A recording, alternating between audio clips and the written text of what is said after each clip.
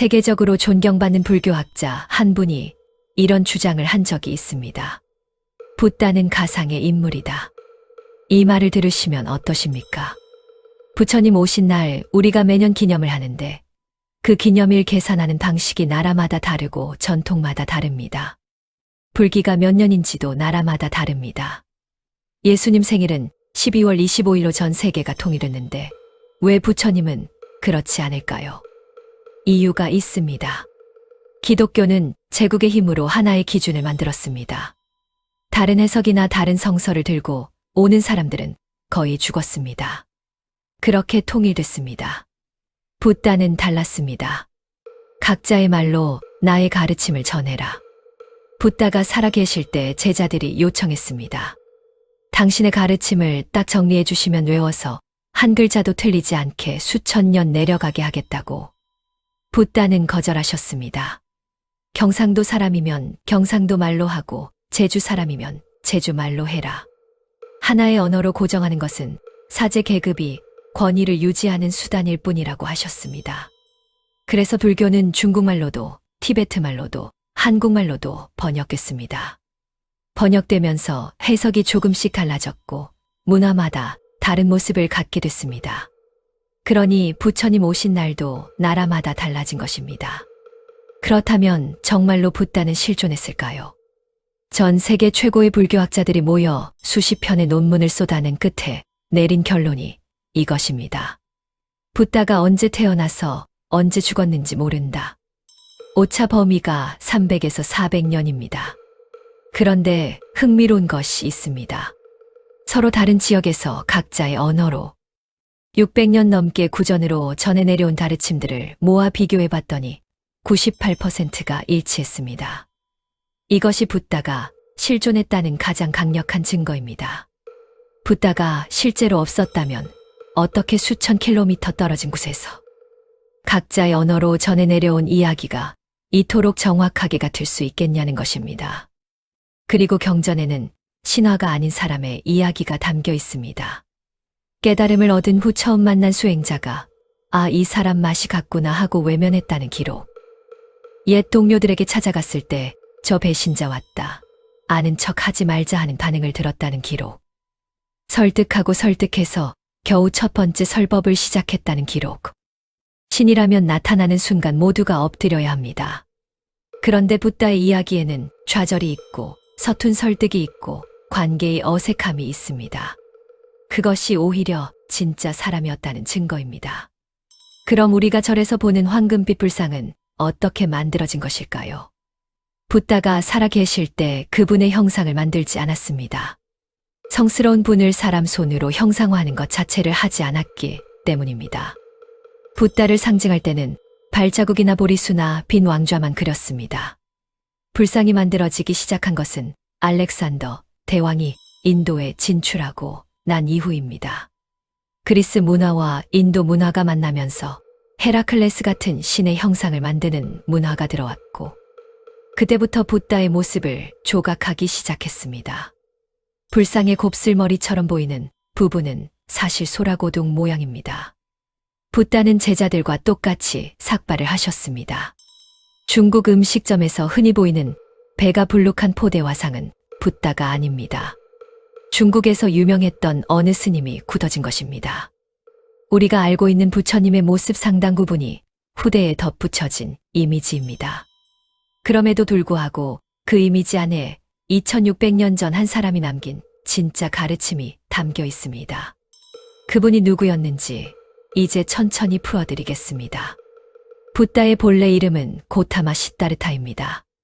카필라국의 왕자로 태어났습니다.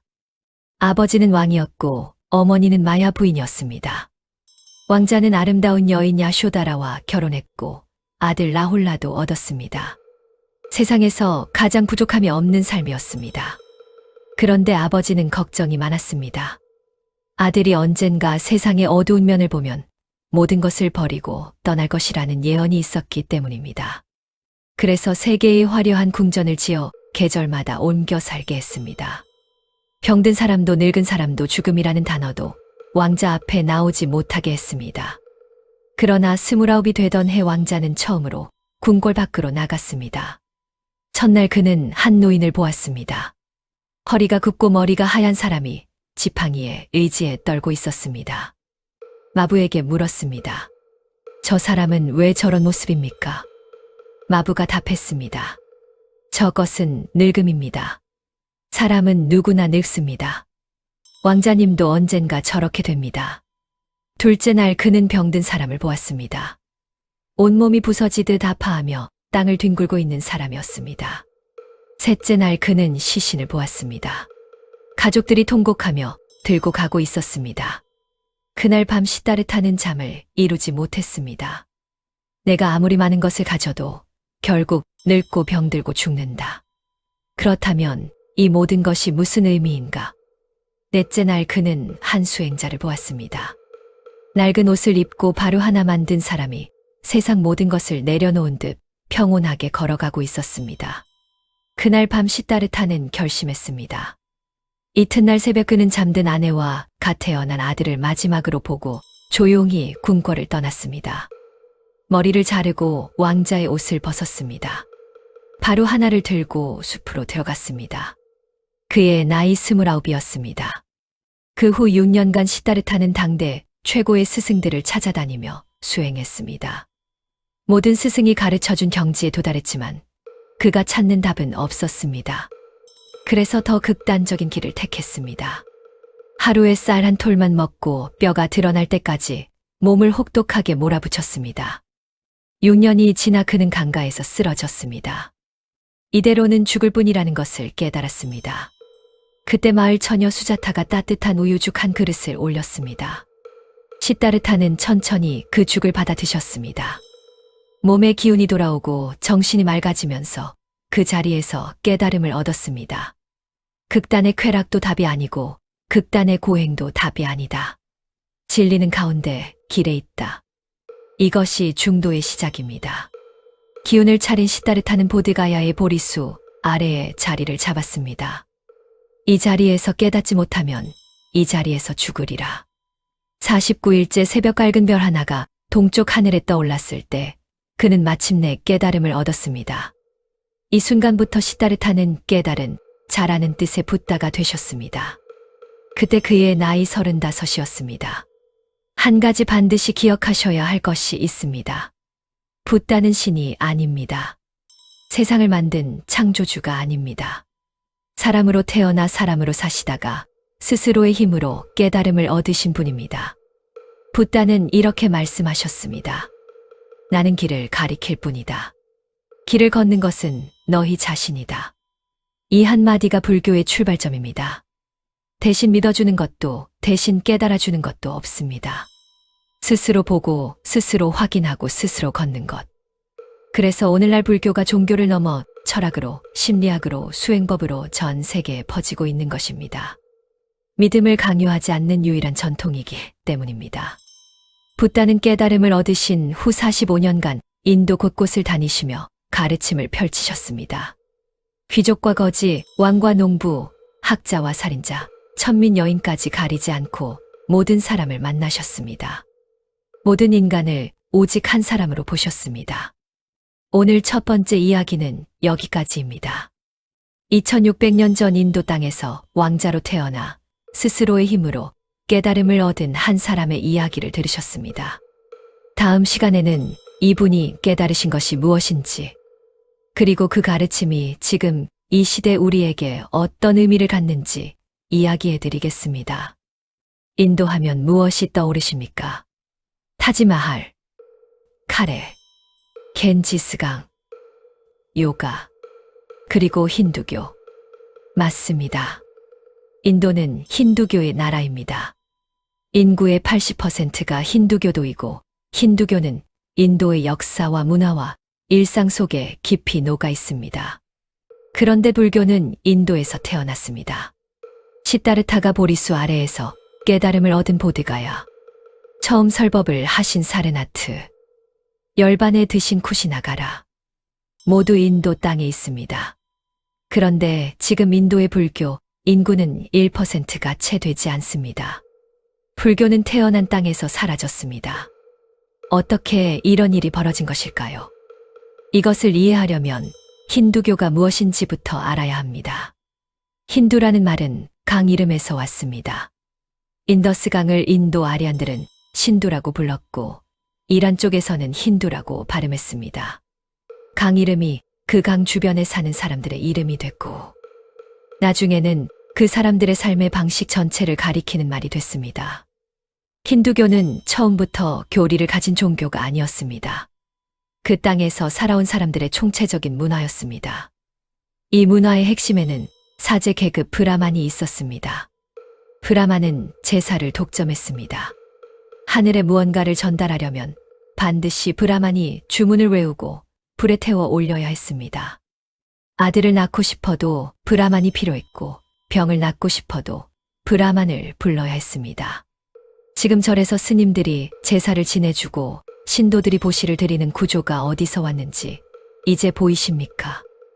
인도에서 수천 년간 이어져 온 그 구조가 불교로도 흘러들어온 것입니다. 붓다는 이 구조의 정면으로 도전했습니다. 불을 꺼라.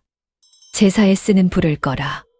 하늘에 뇌물을 보내는 그 통신을 끊어라. 얼마나 도발적인 선언이었겠습니까? 당시 고행을 중시하는 수행 전통이 인도에 20개 넘게 있었습니다. 그중 지금까지 살아남은 전통이 2개입니다. 자이나교와 불교입니다. 자이나교는 까르마를 떼어내는 방식으로 해탈에 이른다고 가르쳤습니다. 사람이 무슨 일을 할 때마다 까르마라는 분자 알갱이가 달라붙습니다. 좋은 일을 하면 하얀 알갱이가 붙고 나쁜 일을 하면 검은 알갱이가 붙습니다. 이 검은 알갱이를 하나씩 고통을 받아가며 떼어내야 한다는 것이 자이나교의 가르침입니다. 그래서 자이나교 수행자들은 지금도 머리털을 잡아 뽑습니다. 자르는 것이 아닙니다. 뽑습니다. 그리고 그 고통을 행복하게 받아들여야 합니다. 이 고통으로 수조 개의 까르마를 떼어낼 수 있다고 믿기 때문입니다. 모기가 피를 빨면 죽이지 않습니다.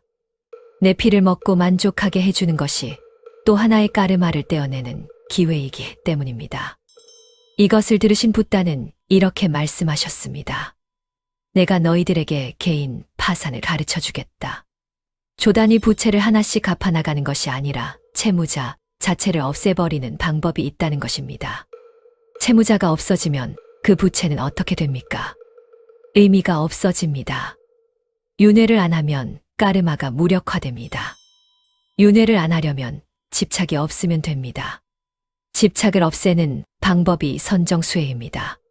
자이나교도들이 붓다를 보고 뭐라고 했겠습니까?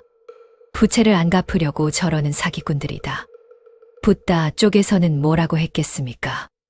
핵심이 뭔지도 모르는 멍청한 인간들이다. 2600년 전 인도에서 두 수행 전통이 이렇게 싸웠습니다. 붓다가 세상을 떠나고 약 200년 후 아쇼카 대왕이 등장했습니다. 그는 처음에는 잔혹한 정복자였습니다. 수많은 사람을 죽이고 영토를 넓혔습니다. 그러나 어느 날 시체로 가득한 들판을 보고 깊은 후회에 빠졌습니다. 그때 불교 수행자를 만났고 부처님 가르침에 귀의했습니다. 아쇼카는 칼을 내려놓고 인도 전역에 부처님 가르침을 퍼뜨렸습니다. 돌기둥을 세워 모든 생명을 해치지 말라고 새겼습니다. 이때부터 불교가 인도 국경을 넘어 동쪽과 북쪽으로 퍼져나가기 시작했습니다. 그런데 기원 후 2세기쯤 반격이 시작됐습니다. 바가바드 기타라는 힌두교 경전이 등장했습니다. 여기에는 이런 가르침이 담겼습니다. 하수는 출가를 하고 고수는 출근을 한다. 세상을 버리고 수행자가 되는 것이 아니라 세상 속에서 자기 역할을 열심히 하는 것이 더 높은 길이라는 것입니다. 간디가 이 가르침을 사랑한 이유가 있습니다. 정치인으로 열심히 일하면서도 해탈에 이를 수 있다는 가르침이 훨씬 현실적이었습니다. 이 흐름 속에서 불교는 대승불교로 발전하면서 신을 모시고 기도하고 소원을 비는 형태로 변해갔습니다. 어느 순간 힌두교와 내용이 거의 같아져 버렸습니다. 이미 힌두교가 있는데 굳이 불교를 따로 믿을 이유가 없어진 것입니다. 그렇게 불교는 태어난 땅 인도에서 사라졌습니다. 대신 동쪽으로 가서 중국이 됐고 중국을 거쳐 한국이 됐습니다. 지금 한국의 불교는 인도 불교에서 중국 불교를 거쳐 들어온 것입니다. 붓다 원래의 가르침과는 꽤 거리가 있습니다. 이것이 나쁜 것은 아닙니다. 붓다 자신이 원했던 방식이기도 합니다. 각자의 언어로 각자의 문화에 맞게 전해지는 것. 그렇게 불교는 2600년을 살아남았습니다. 그런데 지금 아주 흥미로운 일이 벌어지고 있습니다. 불교가 동양보다 미국에서 더 유행하고 있습니다. 하버드 의대의 마음챙김 기반 스트레스 감소 프로그램이 있습니다. 전 세계에 이 프로그램을 운영하는 센터가 2000개를 넘습니다. 실리콘밸리 직원들은 출근 전에 명상을 하고 세계적인 CEO들이 선정 수행에 대해 이야기합니다. 애플 창업자 스티브 잡스는 불교 수행을 평생 했습니다. 이 모든 것의 뿌리가 불교입니다. 그런데 정작 불교라는 이름을 달고 있지 않은 경우가 많습니다. 그 이유가 있습니다. 이 프로그램을 개발한 하버드 의대 교수에게 한 불교 방송 기자가 물었습니다. 이것은 불교 아닙니까? 그런데 왜 불교라고 하지 않습니까? 교수의 대답이 이것이었습니다. 내가 도움을 주는 길을 택할래. 불교라는 브랜드를 붙이는 것을 택할래. 미국에서 불교라고 하는 순간 사람들은 미신이라고 생각한다. 여기에 현대 불교의 역설이 있습니다. 불교에서 나온 지혜가 불교라는 이름을 떼고 세계를 정복하고 있습니다. 마음챙김, 알아차림, 호흡 명상, 자기자비. 이것들은 모두 2600년 전 붓다가 가르치셨던 수행법의 일부입니다. 이름만 바꿔서 포장이 달라졌을 뿐입니다. 왜 지금 미국에서 이것이 유행하는 것일까요? 가장 큰 이유는 기존 종교들이 채우지 못하는 빈자리 때문입니다. 기독교는 믿음을 요구합니다. 이슬람은 5가지 기둥이 있습니다. 대부분의 종교는 지도자의 말을 의심하지 말고 믿으라고 가르칩니다. 그런데 붓다는 이렇게 말씀하셨습니다. 내가 한 말이라도 스스로 검증해서 맞다고 생각되면 받아들이고 아니면 버려라. 어떤 종교가 이런 말을 합니까? 자기 말조차 직접 확인해보라는 가르침. 종교는 믿고 싶지 않지만 삶의 의미와 마음의 평화는 원하는 사람들. 신은 믿기 어렵지만 명상을 통해 내면을 들여다보는 것은 가능하다고 생각하는 사람들. 불교는 이 사람들을 품을 수 있습니다. 또 하나의 이유가 있습니다. 불교 수행법은 효과가 과학적으로 증명됩니다. 화가 날 때 23번 쉬라는 조언. 이것이 왜 효과가 있는지 현대 심리학과 뇌과학으로 설명됩니다. 호흡에 집중하는 순간 자율신경계가 안정되고 편도체 반응이 줄어듭니다. 멱살을 잡으려던 손이 내려갑니다. 싸움이 에스컬레이션 되는 것이 멈춥니다. 이것을 붓다는 2600년 전에 알고 있었습니다. 수천 년간 수행자들이 몸으로 직접 실험하고 축적해온 데이터가 이제 현대의 과학으로 하나씩 검증되고 있습니다. 의사가 고혈압 환자에게 스트레스를 줄이라고 말합니다. 그 말을 듣는 사람은 없습니다. 약만 달라고 합니다. 그런데 불교 수행법은 스트레스를 줄이는 방법을 구체적으로 알려줍니다. 약이 아니라 삶의 방식 자체를 바꾸는 프로그램입니다. 커피 한 잔이 잠깐의 각성을 주듯이 명상도 잠깐의 도움을 줄 수 있습니다. 그러나 붓다가 가르친 것은 거기서 멈추지 않습니다. 오후마다 피곤한 것을 커피로 해결하는 것이 아니라 라이프 스타일 자체를 바꾸는 것. 그것이 불교가 단순한 힐링 콘텐츠와 다른 지점입니다. 그렇다면 동양에서는 왜 불교의 영향력이 줄어들고 있을까요? 역설적으로 너무 종교가 되어버렸기 때문입니다. 절에 가서 치성을 드리고 기도를 올리는 것, 49제를 지내는 것. 이런 의식들은 붓다가 직접 가르친 것과는 다른 층위에 있습니다. 이것들은 불교가 각 문화와 만나면서 형성된 관행들입니다. 젊은 세대는 이 의식의 낯설음을 느낍니다. 그런데 명상 앱을 열면 오늘 숨 3번 쉬는 연습을 해보라고 합니다. 그것이 훨씬 쉽습니다. 절에 가지 않아도 됩니다. 스님을 만나지 않아도 됩니다. 지금 이 자리에서 눈을 감고 숨을 느끼면 됩니다. 그것이 붓다가 원하셨던 것과 가장 가깝습니다. 한 가지 더 생각해 볼 것이 있습니다. 불교가 현대에 특히 주목받는 이유 중 하나는 불교가 다른 종교들과 갈등을 일으키지 않기 때문입니다. 기독교는 유일신을 강조합니다. 이슬람도 마찬가지입니다. 다른 신을 믿는 것을 허용하지 않습니다. 그런데 불교는 다릅니다. 당신이 기독교인이어도 불교 명상을 할 수 있습니다. 당신이 무신론자여도 불교 수행법에서 도움을 받을 수 있습니다. 붓다는 신을 믿으라고 한 적이 없습니다. 이것이 지금 시대의 불교가 가진 가장 큰 강점입니다. 세계가 점점 다양해지고 서로 다른 가치관이 충돌하는 시대에 어떤 믿음도 강요하지 않으면서 마음의 평화를 주는 전통. 그것이 불교입니다. 유래 철학자들도 불교에 주목하기 시작했습니다. 심리학자들도 명상의 효과를 연구합니다. 뇌과학자들도 수행이 뇌에 미치는 영향을 측정합니다. 불교는 지금 종교의 경계를 넘어 인류의 공통 자산이 되고 있습니다.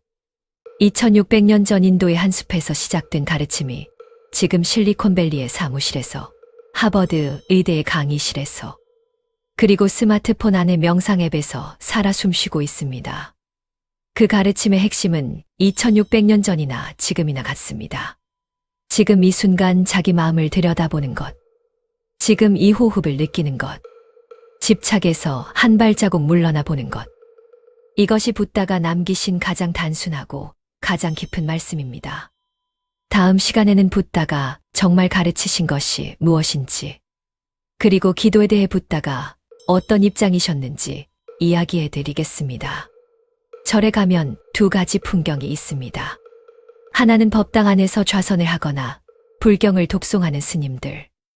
또 하나는 그 앞에 음식을 차려놓고 자식의 합격을 빌거나 남편의 건강을 기원하는 신도들. 이 두 풍경은 사실 논리적으로 전혀 다른 것입니다.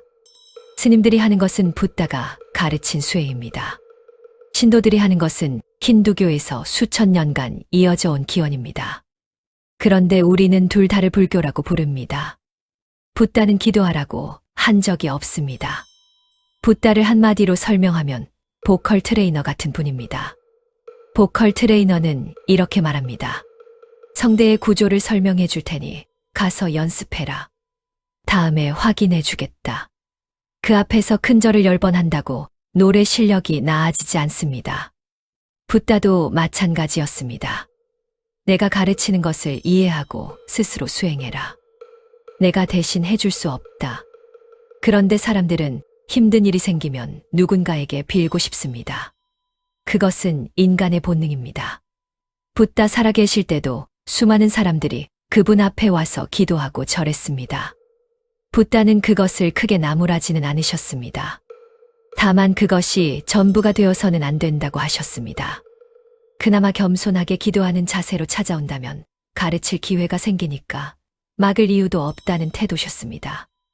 붓다가 정말로 가르치신 것은 단 두 가지였습니다. 이해하고 수행하라. 이해란 인생의 구조를 아는 것입니다. 왜 괴로운지, 그 원인이 어디서 오는지, 그리고 그것을 어떻게 해결할 수 있는지, 이것을 붓다는 사성제라는 틀로 설명하셨습니다. 수행이란 그 이해를 몸으로 체득하는 것입니다. 앉아서 자기 마음을 들여다보는 것, 호흡을 느끼는 것, 지금 일어나는 감정을 판단 없이 바라보는 것. 이 두 가지가 전부입니다. 그런데 이것이 어렵습니다. 결과가 빨리 보이지 않습니다. 그러니 사람들은 좀 더 쉬운 길을 찾았습니다. 그 과정에서 불교는 힌두교가 오래전부터 해온 기원과 제사의 형태를 흡수하게 됐습니다. 나중에 불교 안에서 이런 메시지가 등장했습니다. 너는 이미 부처다. 당신 안에 부처가 될 씨앗이 있다. 은행나무 씨앗 안에 이미 은행나무가 있듯이 당신 안에 이미 부처가 있다. 그것을 알아채기만 하면 된다. 이것이 단번에 깨닫는다는 도노 사상입니다. 오랜 수행 없이 한 번의 깨달음으로 가능하다는 이 관념은 분명히 매력적입니다. 그러나 인도에서 초기 붓다의 가르침을 연구하는 학자들은 이것을 보고 이렇게 말합니다. 붓다가 이 말을 들었다면 무슨 이야기냐고 했을 것이다. 여기서 중요한 비유가 있습니다. 이 프로님이 5살에 미아가 됐습니다. 원래는 귀족 집안 아들인데 백정 집에서 자랐습니다. 달 잡고 소 잡는 일만 배웠습니다. 그런데 20살에 발견된 겁니다. 귀에 점이 있고 생김새가 닮았습니다. 100% 귀족 집안 아들입니다. 자, 그 순간 그는 귀족입니까? 아닙니까? 귀족입니다. 피가 귀족이니까요. 그런데 중요한 것은 귀족이 됐다는 확인이 단 1초 만에 이뤄졌다는 것입니다. 그러나 그 이후 귀족으로서의 행실이 나와야 합니다. 비단 신발을 신는 법, 사설을 외우는 것, 시를 짓는 것.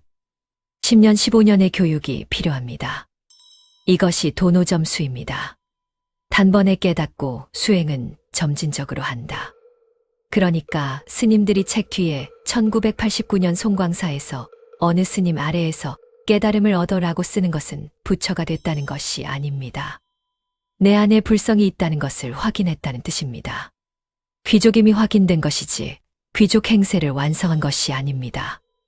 이것을 이해하시면 불교가 훨씬 선명해집니다. 그렇다면 붓다가 정말로 가르친 사성제가 무엇인지 지금부터 풀어드리겠습니다. 사성제는 4가지 거룩한 진리입니다. 의사의 진단에 비유하면 딱 맞습니다. 첫째는 어떤 병이 있는지 알려주는 것. 둘째는 그 병의 원인을 찾는 것. 셋째는 병이 나을 수 있다는 희망을 주는 것. 넷째는 치료 방법을 처방하는 것입니다. 첫 번째 진리는 인생은 괴로움이라는 것입니다. 이 말을 들으시면 너무 어둡다고 느끼실 수 있습니다. 그런데 붓다가 말씀하신 괴로움은 단순히 슬프고 아픈 일만이 아닙니다. 좋은 일에도 깃든 괴로움이 있습니다.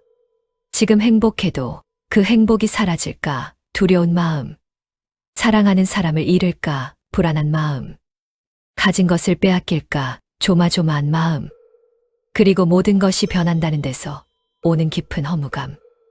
이것이 붓다가 말씀하신 인생의 괴로움입니다. 두 번째 진리는 그 괴로움에는 원인이 있다는 것입니다. 원인은 욕심과 집착입니다. 무언가를 가지고 싶은 마음이 없다면 못 가져서 괴로울 일이 없습니다. 누군가를 영원히 붙잡고 싶은 마음이 없다면 헤어진다고 무너질 일도 없습니다. 그런데 여기서 붓다의 통찰이 깊어집니다. 모든 집착의 핵심에는 나라는 것이 있습니다. 내가 옳다, 내가 잘났다, 내가 손해봤다, 내가 무시당했다. 모든 괴로움 한가운데 그 나가 있습니다. 그래서 붓다는 무아를 가르치셨습니다. 나라는 것에 집착하지 마라. 영원히 변하지 않는 나라는 것은 없다. 이것이 철학 이론이 아닙니다. 집착을 버리라는 설득 중에 가장 강력한 것이 바로 나라는 것을 한번 들여다봐라. 사실은 없어 라는 말이었던 겁니다. 세 번째 진리는 희망입니다. 괴로움의 원인이 있다면 그 원인을 없애면 괴로움도 없앨 수 있습니다. 이것이 붓다의 가장 위대한 선언입니다. 단순히 진단만 하지 않았습니다. 치료할 수 있다고 분명히 말씀하셨습니다. 네 번째 진리는 구체적인 방법입니다. 팔정도 8가지 바른 길입니다. 요약하면 3가지입니다. 바른 마음, 바른 말, 바른 행동. 여기서 독화살 이야기가 나옵니다. 제자들이 붓다에게 물었습니다. 세상은 어떻게 만들어졌습니까? 열반에 가면 사람이 있습니까? 없습니까? 붓다는 이런 질문들에 침묵하셨습니다. 왜 대답을 안 하시냐고 묻자 이런 비유를 드셨습니다. 독화살을 맞은 사람이 있습니다. 화살을 뽑으러 가는데 그 사람이 화살을 잡고 이렇게 말합니다. 누가 무슨 독을 묻혀서 어디에서 무슨 수단으로 쐈는지 밝혀질 때까지 뽑지 마라. 그러다 죽습니다. 붓다가 하는 이야기는 이겁니다. 지금 내가 괴롭다. 그 원인을 제거하는 것이 먼저다. 세상이 어떻게 만들어졌는지는 그 다음 이야기다. 지금 이 시대에도 그대로 적용됩니다. 우리가 붙잡고 있는 수많은 질문들. 왜 저 사람은 저러는가? 왜 세상은 불공평한가? 내 전생은 뭔가? 이런 질문들을 붙잡고 있는 동안 화살은 계속 박혀 있습니다. 일단 뽑아야 합니다. 마지막으로 윤회에 대해 이야기해 드리겠습니다. 윤회는 단순히 죽고 나면 다시 태어난다는 이야기가 아닙니다. 붓다가 말씀하신 윤회의 핵심은 집착이 윤회를 만든다는 것입니다. 내가 이 세상에 집착하기 때문에 다시 이 세상으로 돌아옵니다. 그리고 그 집착을 만든 것이 바로 내가 살면서 지은 까르마, 행동과 말과 마음의 흔적들입니다. 여기서 중요한 것이 의도입니다. 불교에서 까르마를 결정하는 것은 결과가 아니라 의도입니다. 좋은 의도로 한 행동은 좋은 까르마가 되고 나쁜 의도로 한 행동은 나쁜 까르마가 됩니다. 심지어 몸으로 하지 않아도 됩니다. 말로 해도 됩니다. 마음속으로 생각만 해도 됩니다. 그러니까 지금 이 순간 당신이 어떤 마음을 먹고 있는지가 당신의 다음 순간을 만듭니다. 이것이 윤회가 지금의 당신을 만들었다는 뜻입니다. 전생 이야기가 아닙니다. 어제의 당신이 오늘의 당신을 만들었고 오늘의 당신이 내일의 당신을 만들고 있습니다. 지금 이 순간 어떤 마음을 내느냐가 쌓이고 쌓여서 당신이 됩니다. 그래서 붓다는 이렇게 말씀하셨습니다. 내가 가르친 것은 강을 건너기 위한 뗏목이다. 강을 건넜으면 뗏목을 짊어지고 다닐 필요가 없다. 불교 교리조차 당신을 자유롭게 하기 위한 도구일 뿐이라는 뜻입니다. 그것에 매달리지 말라는 뜻입니다. 지금 전 세계에서 명상이 유행하고 마음 챙김이 퍼지고 있습니다. 불교라는 이름을 달지 않아도 그 뿌리는 모두 여기서 옵니다. 2600년 전 인도의 한 숲에서 시작된 가르침이 지금 실리콘밸리의 사무실에서, 하버드 의대의 강의실에서, 스마트폰 안의 명상 앱에서 살아 숨쉬고 있습니다. 그 이유는 단 하나입니다. 효과가 있기 때문입니다. 화가 날 때 숨 3번을 쉬면 리듬이 깨집니다. 에스컬레이션이 멈춥니다. 이것을 붓다는 수천 년 전에 알고 있었습니다. 지금 뇌과학이 그것을 증명하고 있습니다. 호흡에 집중하는 순간 자율신경계가 안정되고 편도체 반응이 줄어든다는 것을. 그런데 붓다가 가르친 것은 거기서 멈추지 않습니다. 커피 한 잔이 잠깐의 각성을 주듯이 호흡 한 번이 잠깐의 안정을 줄 수 있습니다. 그러나 붓다가 원하신 것은 오후마다 피곤한 것을 커피로 해결하는 것이 아니라 라이프 스타일 자체를 바꾸는 것이었습니다. 마음의 구조 자체를 바꾸는 것. 그것이 2600년이 지난 지금도 불교가 살아있는 이유입니다. 3번의 이야기를 마무리하며 한 가지만 부탁드립니다. 오늘 잠자리에 들기 전 잠시만 시간을 내주세요. 조용한 곳에서 눈을 감고 지금 가장 무거운 것 하나를 떠올려 보세요. 가족과의 갈등일 수도 있고, 오래된 미움일 수도 있고, 미래에 대한 불안일 수도 있습니다. 그 무거움을 손바닥 위에 올려놓는다고 상상해 보세요. 그리고 천천히 말해 보세요. 너는 영원하지 않다. 너도 흘러갈 것이다. 나는 너를 잠시 안고 있을 뿐이다. 이 한마디를 진심으로 건네는 순간 가슴 한쪽이 조금 가벼워지는 것을 느끼실 겁니다. 그것이 붓다 가르침의 출발점입니다. 거창한 수행이 아닙니다. 지금 이 순간 단 한 번의 자기 자각. 내가 무엇을 붙잡고 있는가? 그 붙잡음이 나를 얼마나 무겁게 하는가? 한 번 가만히 풀어보면 어떨까? 이 한 번의 풀어봄이 당신의 인생을 바꾸는 첫걸음입니다. 붓다는 이렇게 말씀하셨습니다. 내 자신을 등불로 삼아라. 법을 등불로 삼아라. 다른 것에 의지하지 말라. 당신 안에 이미 그 등불이 있습니다. 지금 이 순간 조용히 눈을 감고 그 불빛을 느껴보세요. 이별은 끝이 아닙니다. 괴로움은 영원하지 않습니다. 그리고 당신은 결코 혼자가 아닙니다. 나무 석가모니불,